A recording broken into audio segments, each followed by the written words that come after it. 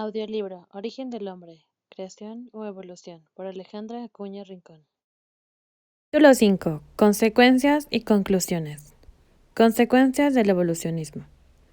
Cuando por soberbia y amor propio, de querer aparecer doctos, modernos, progresados de acuerdo a los tiempos, el edificio de la fe se le quitan las piedras angulares, declarándolas infantiles, fábulas que no pueden ser ya aceptadas, que ya no van de acuerdo con el momento actual.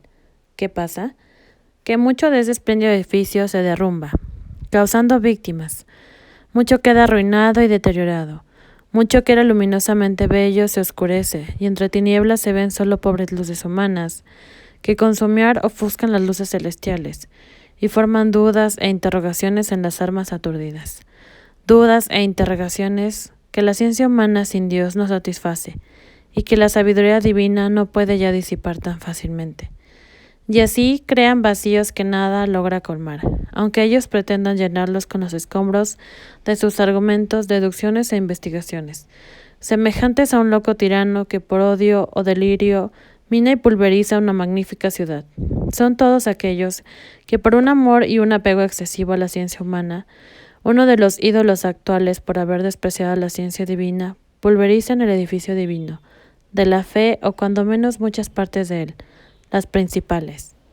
Las almas pueden ya creer con sencillez, si en nombre de la ciencia y de inciertas pruebas científicas algunos destruyen los fundamentos de la revelación contenida en la Escritura, qué pavorosa responsabilidad ante Dios destruir en la verdad de la revelación. Ignorar la verdad revelada por Dios es un pecado contra el Espíritu Santo.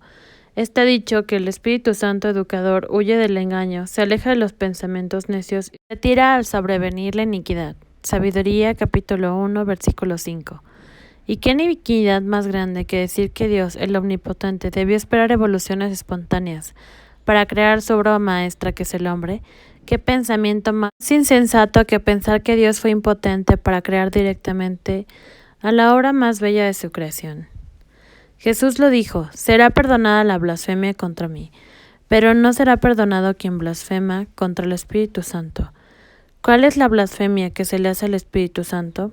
El desamor que se le hace al no aceptar la verdad iluminada por él, con tanto amor desde Moisés y antes de él, pasando por todo el tiempo en que fue enviado por Jesús a su iglesia hasta ahora. La verdad de todo esto está en el libro por excelencia, la Biblia, porque es la palabra escrita por la sabiduría, es decir, por Dios. Todas las demás cosas son ficción, imaginación, deducción humana. Solo uno jamás se equivoca: Dios.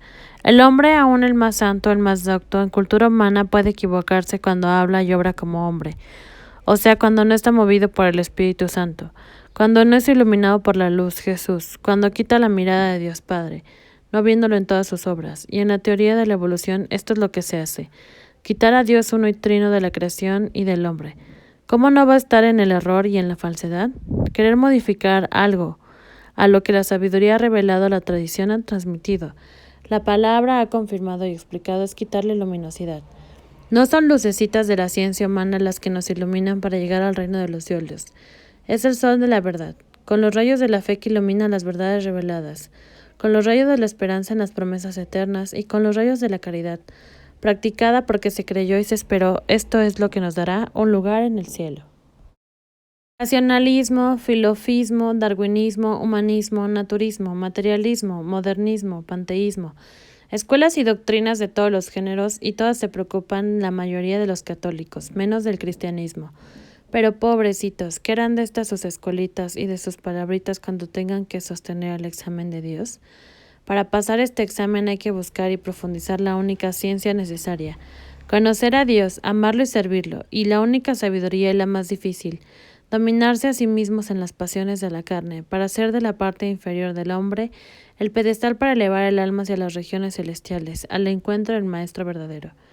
Nunca será dicho suficientemente que la ciencia es paja que hincha. Carta a los Corintios, capítulo 8, versículo 1, pero que no nutre, que es humo que ofusca, pero que no ilumina, y que cuando la ciencia sobrepasa la fe y la sabiduría es veneno espiritual, que mata, es cizaña que da fruto de falsos profetas, de palabras nuevas y de teorías nuevas que no son la palabra divina ni doctrina divina.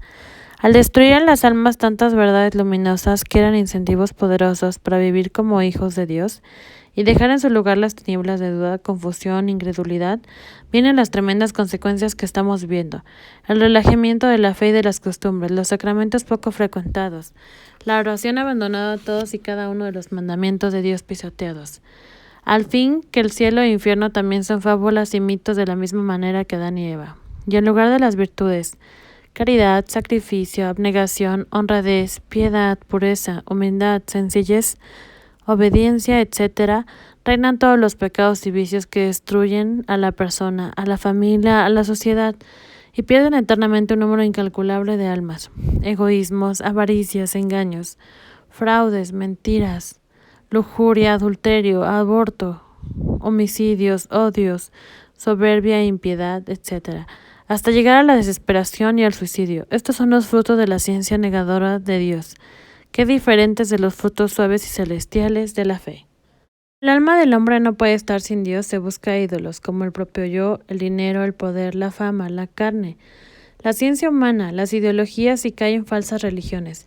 Por eso la plaga de sectas de todo tipo, de religiones orientales, de supersticiones burdas, de magias y cultos satánicos, es decir, el paganismo, en plenos siglos XX y XXI y pleno catolicismo. Romanos capítulo 1, versículos 18 al 32. Sin embargo, aunque personas infames instigadas por Satanás han querido ocultar el sol de la verdad tras nubes, tinieblas y humos, provocando graves daños en muchísimas almas, el sol no le han hecho absolutamente nada ni jamás le podrán hacer. Y él suscita vientos que disipan las tupidas tinieblas para volver a brillar en todo su esplendor y hacer descender sus benéficos rayos llenos de vida en las almas dispuestas a recibirlo. Con fe, sencillez y amor, bienaventuradas las almas que humildemente se dejen quitar las tinieblas, pues gozarán los efectos vivificantes del sol divino en esta vida y en la eternidad.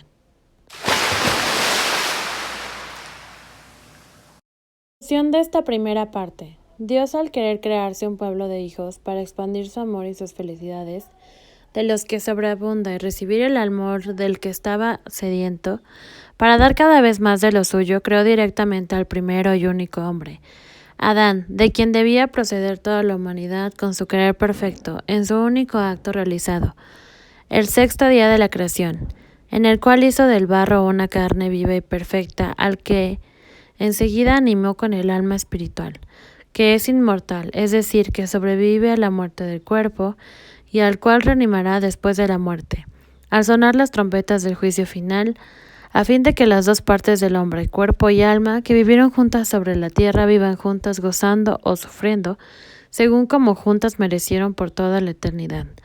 Esta es la verdad, ya sea que la aceptemos o la rechacemos, y no obstante que muchos la rechacen obstinadamente, vendrá un instante fulmineo, en que la conocerán perfectamente, y se les esculpirá en su espíritu, convenciéndolos de que perdieron el bien para siempre porque quisieron ir tras la soberbia y la mentira. Los que sí aceptamos la verdad, confiando plenamente en la palabra de nuestro Padre Celestial, vamos a elevarnos sobre las tinieblas de mentira y vamos a contemplar la gloriosísima y sapientísima obra creadora de nuestro Creador, para que, iluminados por luz, no solo profundicemos en el origen del hombre, sino también en la finalidad para la que fue creado, a fin de que la pongamos en vigencia en nosotros y de esta manera coronemos la obra de la creación, glorificando perfectamente a nuestro Creador. Y esto será nuestra glorificación y felicidad eternas. Así que de aquí en adelante, sin ocuparnos más de los errores ya confutados, continuamos profundizando en la creación de Adán y el modo como fue creado. Esto será lo que constituya la segunda parte. Próximo video, capítulo 1, segunda parte.